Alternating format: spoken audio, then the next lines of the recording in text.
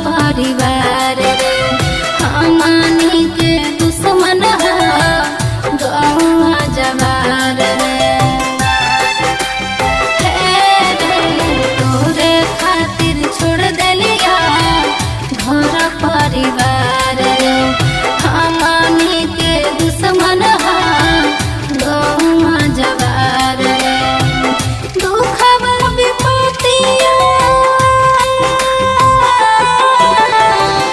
दुखवा विपतिया दिनवा रातिया से सुझ नाही खाना अपनवा रे सोना छोड़ी हो ना त देव जनवा रे सोना छोड़ी हो ना त देव जनवा।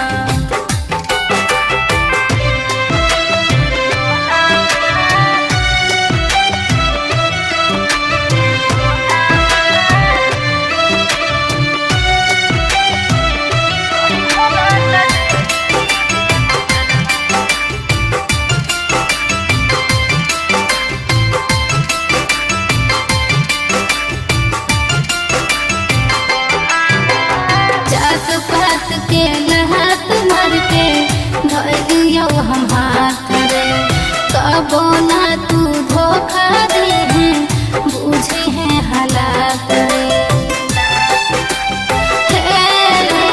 जात पात के लहत मर के धइयो हम हाथ रे कबो ना तू धोखा दे बुझे है हालात रे।